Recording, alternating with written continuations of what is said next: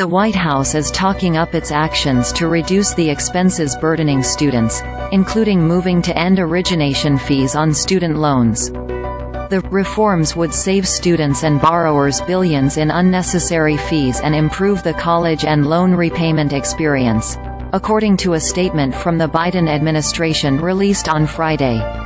While most private lenders have done away with student loan origination fees, the federal government still charges them. Federal student loan borrowers can face expenses of 1% to 4% of their total borrowing amount. President Joe Biden's 2025 budget, released earlier this week, calls for the end of these fees. The White House said on Friday it considers these expenses to be junk fees, defined as hidden costs or surprise fees that companies and institutions include on customer or student bills, increasing their costs. Consumer advocates praised Biden's efforts. By eliminating origination fees on federal student loans, borrowers should be able to borrow less to cover their costs, said Betsy Mayotte, president of the Institute of Student Loan Advisors, a nonprofit. More from Personal Finance. Why gas is so expensive in California. Credit card users face consequences from falling behind after Biden praises progress on inflation.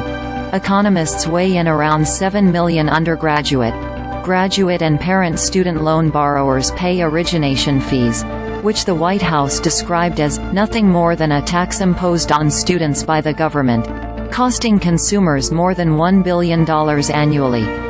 A typical teacher or nurse taking out federal loans for undergraduate and graduate degrees will pay $1,000 or more over the life of their loan because of these fees, the White House said in Friday's statement.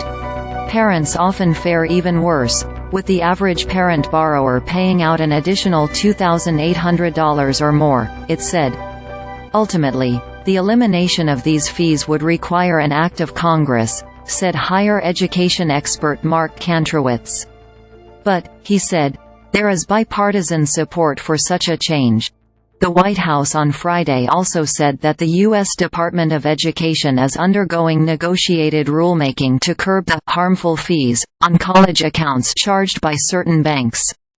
For example, the department is looking to ban financial institutions that contract with colleges from charging insufficient fund and closure fees.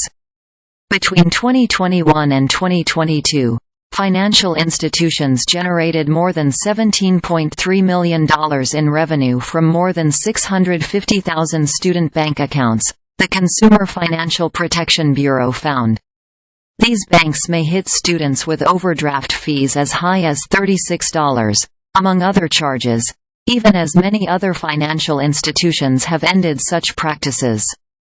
Account holders at historically black colleges and universities, or HBCUs, and Hispanic-servicing institutions paid especially high fees, on average, according to the CFPB.